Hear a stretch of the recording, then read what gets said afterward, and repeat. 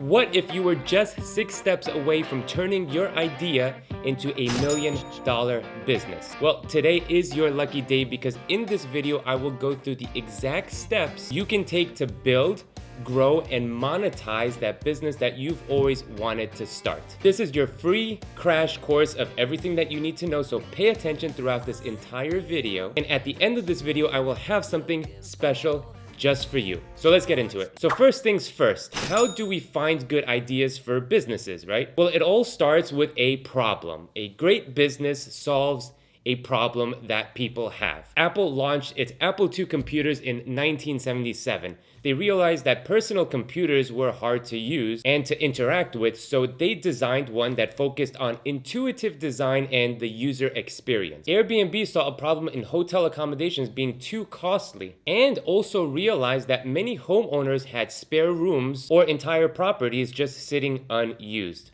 Problem? Let's solve it. Netflix solved the problem of actually having to go to a physical store to rent movies.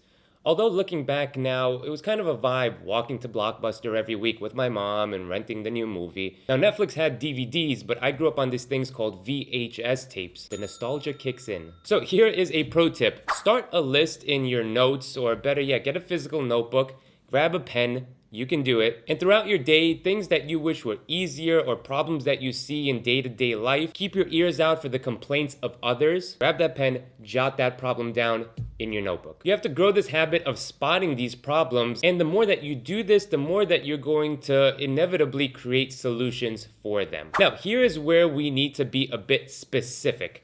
The question is not simply what is the solution to the problem, but what is the right solution to the problem. See, there could be multiple solutions for something, but you need to get good at being able to distinguish good solutions from ones that just won't work. The goal is to find a solution that can offer a unique and improved approach.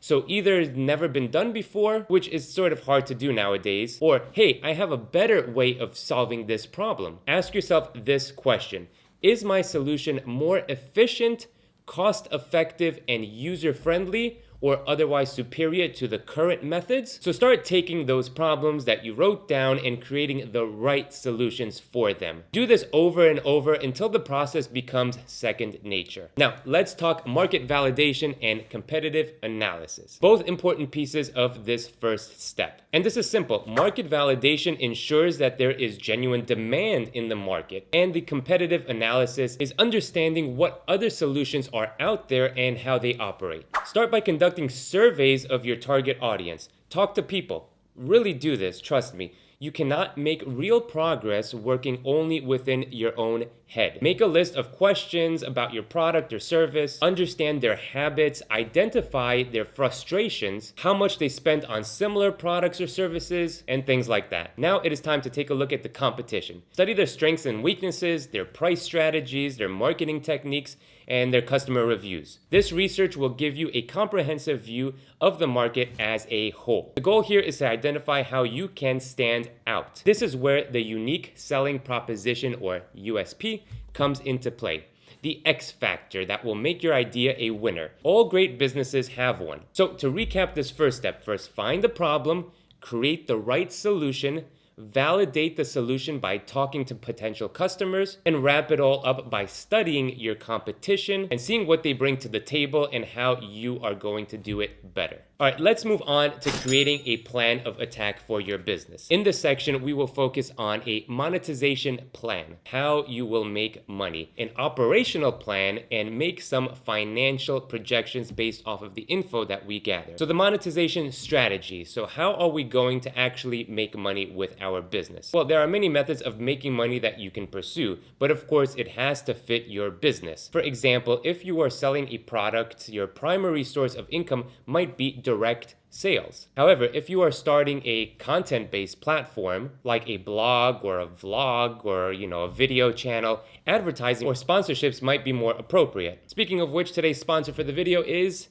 Me, my company. Click the first link in the description. I am starting something new, something exciting that I think you might want to be a part of, so check it out. Another popular approach is the subscription model. And this is of course where customers pay regularly, like monthly or annually, for continued access to products or services. Think about which strategy aligns best with your business. Now, if you are unsure of what to do, remember that your potential customers will push you in the right direction. So test multiple methods and see which one resonates most with them. And keep in mind, you don't necessarily have to limit yourself to only one way of monetization. You can always have multiple sources of income, but in my personal experience, it's always best to start with just one and expand from there. All right, next you'll need to put together an operational plan. This is the blueprint for how your business will function daily. Start by mapping out how your product or service will be created and delivered to the end user. If you're selling physical products, you will need to consider where you're going to source your materials, how you will store them, and the method of delivery to your customers. Now, this might involve coordinating with suppliers, warehouses, and couriers. If your business is a service-based business, then consider the number of staff that you're going to need and their roles. So again, grab this notebook and actually map this out step by step. Now, let's take a look at my example. One of my businesses designs, prints, and distributes playing cards. We start off by working with a designer and designing a custom deck of cards. We then send that design off to the factory to print. Once the decks of cards are printed, they get sent to my warehouse, where I will then put them up on my website and for sale to the public. After somebody buys the product from my website, I then ship it to them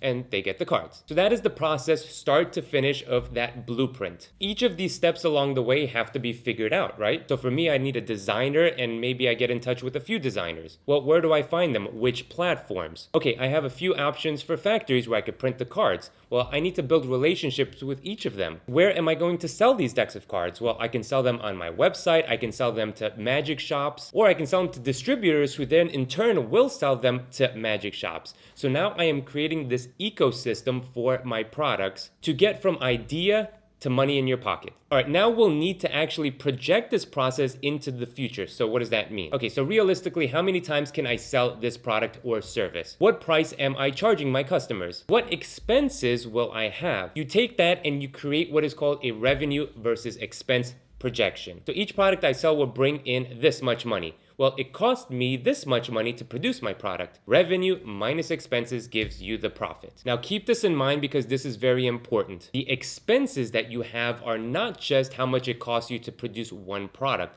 which is sort of the cost of your materials, but shipping them to you. Maybe you have warehouse fees or rent, marketing expenses, employees. All these operational costs need to go into your expenses. After your expenses are subtracted, hopefully, we will have a profit. So projections are very important to get a sense of what your potential profits are versus your potential expenses needed to run that business. So find the best way for your particular business to make money, create a blueprint of all the pieces linked together on how that business will operate step by step, and do the math to make sure that your revenues will be higher than your expenses.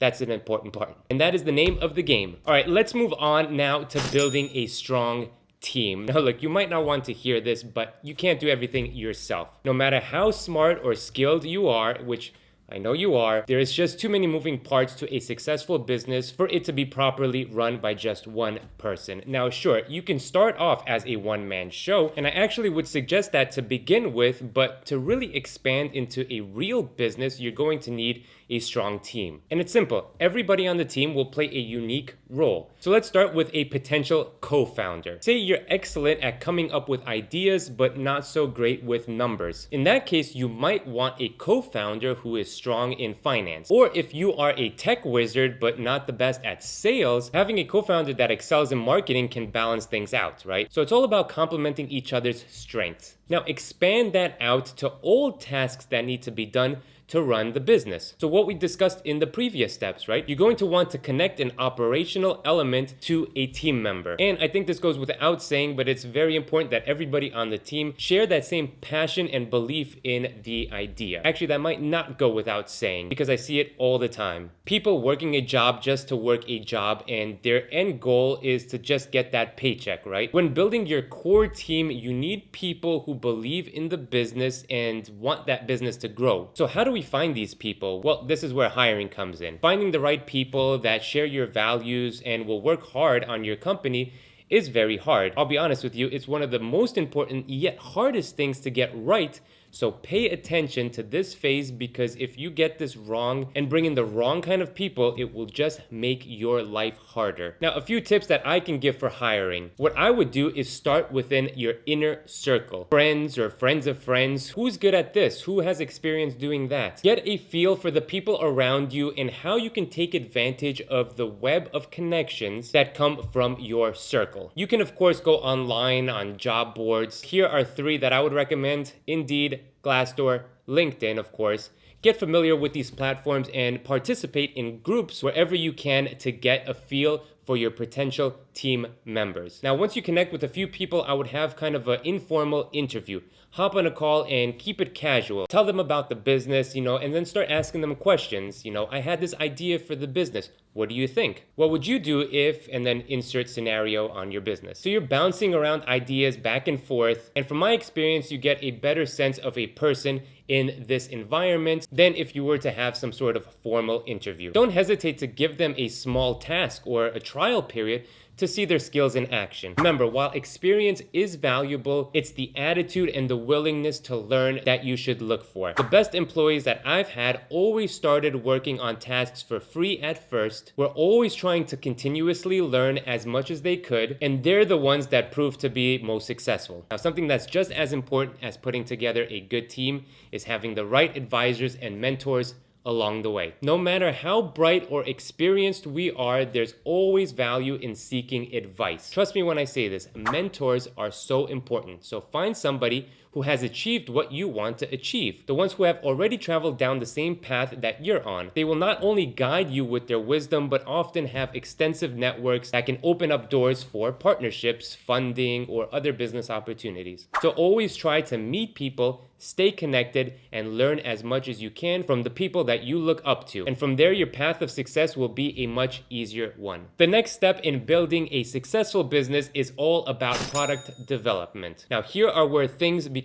very important. And I say this because it seems to me from my experience that many businesses either rush this part or skip it entirely. So how do we develop and expand our products or services to the masses? We are going to take a look at 3 concepts that make up proper product development: minimal viable product, feedback loops, and scalability. So for the minimal viable product, MVP. Think of this as your first draft of your product. So basically you want to make a sample of your product. It doesn't have to be perfect, but it should showcase the main idea that you want to bring to market. For physical products, you can get samples to show your distributors. If you're building an app, it might be a framework of the app or even just a mock-up of features to be able to present to investors. Now the goal here is to simply make something and show it to a small group of users quickly and see what they think. Now the keyword here is quickly. You don't want to spend months behind the scenes building something just to find out that it doesn't fit the needs of your customers. This is where the feedback loop comes in. You are now going to do something that I know is hard to do for many people out there, and that is listen. Encourage those early users of your products and service to share their thoughts. Hey, did you find that easy to use? Oh, what did you like about it? What didn't you like? What did you wish that we had in this app? Tell me. This feedback helps you refine and make your product even better. All right, the next piece of your product development will come in the form of scalability. You want to make sure that your product or service can scale. So figure out what the path of scalability is for your particular business, because the last thing that you want is to do really well with no way of supplying that increased demand. So you're going to want to set a plan in place for things like increased production, increased suppliers, adding to your product line, add features to your service, and do all these things quickly. So the goal of this is to keep that momentum up of your growing business. Momentum is everything. Now again, referencing my own business, when I started selling playing cards back in 2011, I made the mistake of not anticipating demand well enough. So I released a deck of cards on my website and sold out of 10,000 of those decks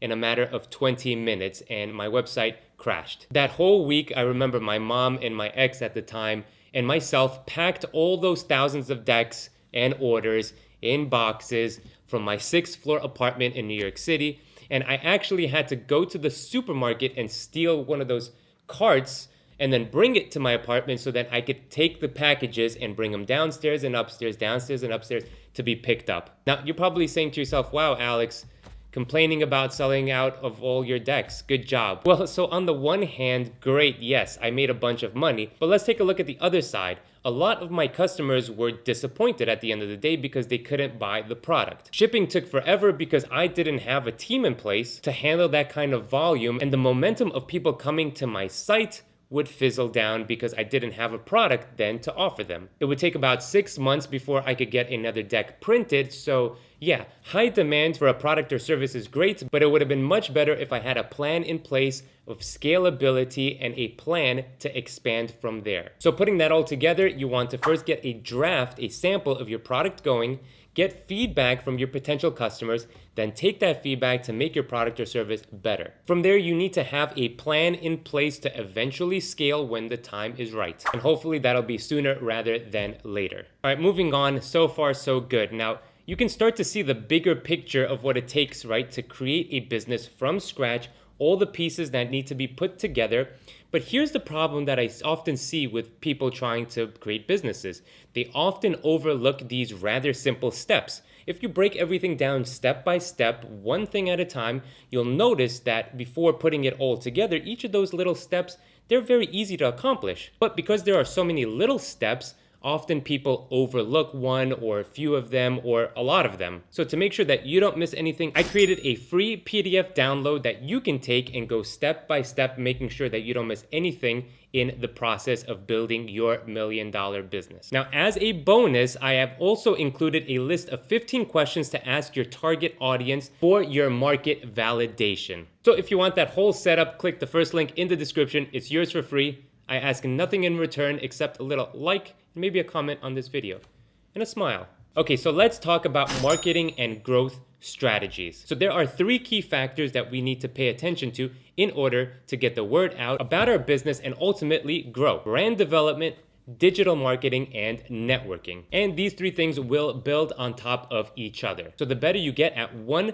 the more the others will flourish. So first things first, we need to build a brand. At its core, brand development is the process of building a recognizable, consistent presence for your business. Now, this involves understanding your business's values, mission, and vision, and translating these into visual and verbal elements. This includes choosing specific colors, designing a logo, and crafting a message or tagline that communicates what your business stands for. It is essential to keep the identity consistent across all your aspects of your business, from your business cards to your website. So whenever somebody interacts with your brand, they get the same feeling and understanding of what you represent. This will make your business start to become recognizable and stand out. So now that you have established a strong brand for your business, you will need to actually reach your potential customers, engage with them, and ultimately convert them into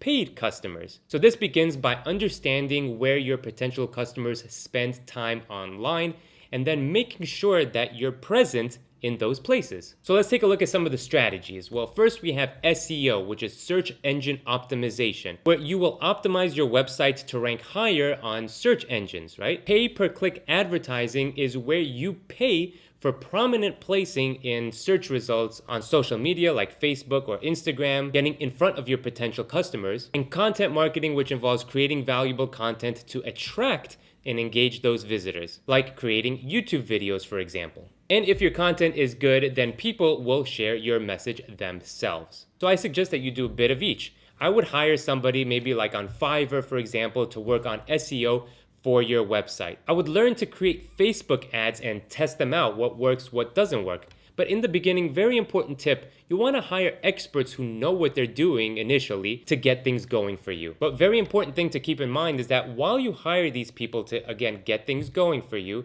you want to learn the process as well yourself. This not only will keep you up to date with the trends, but more importantly, once you learn these skills, you will have better understanding of what will work for your business and what won't. And of course, I am a huge fan of creating content and using your platform to engage and connect with your customers. So for those of you who don't know, I actually have another YouTube channel where I used to teach magic and sleight of hand. And off the back of these free videos, creating content and value to people, I was able to convert many into customers and ultimately make millions of dollars. Now, remember what I said earlier. You cannot build a successful business by just working within your own head. This goes for every step of the way. So now that you build a brand and getting the word out about your business, you're going to need to expand your professional relationships and network to continue to grow. So this isn't about handing out your boring business card to people. I want you to go out there and build genuine connections. You want to build trust within your industry, not only with your customers, but with people that could help you expand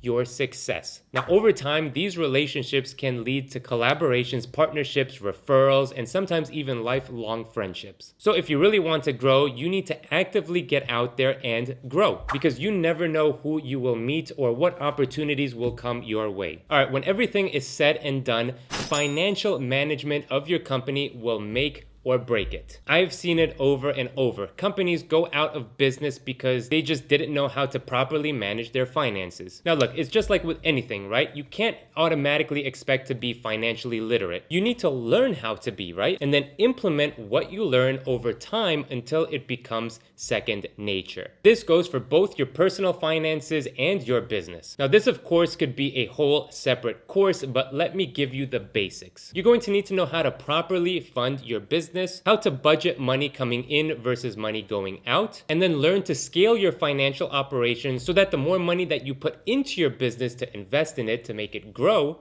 the more money you will ultimately take in as revenue. All right, so every business, no matter how small, requires capital to operate and grow. Now, while some ventures might be bootstrapped, right, which is self-funded, others might need a significant influx of cash, especially if they aim to expand rapidly. These come in the forms of raising venture capital or raising money from angel investors. You typically see this with startups, right, in the tech industry, for example, since building these technology companies usually takes millions of dollars just to launch. Of course, for raising money from outside investors, you usually need to give away some equity in your company. So you give investors part ownership in your company in exchange for their capital. Now that of course is a very sort of professional route to take. You can of course opt in to get a loan, let's say, as a form of investment from either your friends or family who believe in your idea. You know, you could obviously then go to banks or financial institutions to get a loan as well. So not every business needs to raise capital from angel investors and go that sort of venture capital route. Commonly, if you want to take a loan, you would set up an agreement where you repay that loan with interest over a certain period of time. Now, as for budgeting, you have the money that is going out as expenses, and those expenses are meant to be used to eventually bring you back more money. Now, I see a lot of people get caught up in this very simple task. They assume that this means that you have to keep your expenses low at all costs. And while yes, you do want to keep your expenses low and cut costs where it makes sense, what people often overlook is that cheap isn't always the best option. For example, spending a bit more on a professional graphic designer or web developer can output something much better than being cheap, right? It can lead to better brand awareness, which is invaluable. Spending more on equipment, materials, employees within reason can not only save you money in the long term, but it will help to ensure your business success. Now, as you continue to refine the process, understanding what money comes in, what money goes out, you'll then be able to take that information and make better decisions in the long run. So remember, learn about your finances, learn to put your money to good quality use, as well as all the other things that we talked about in this video. So if we take a look at everything that we learned in this video as a whole, you might take a step back and be like, wow, this is a lot.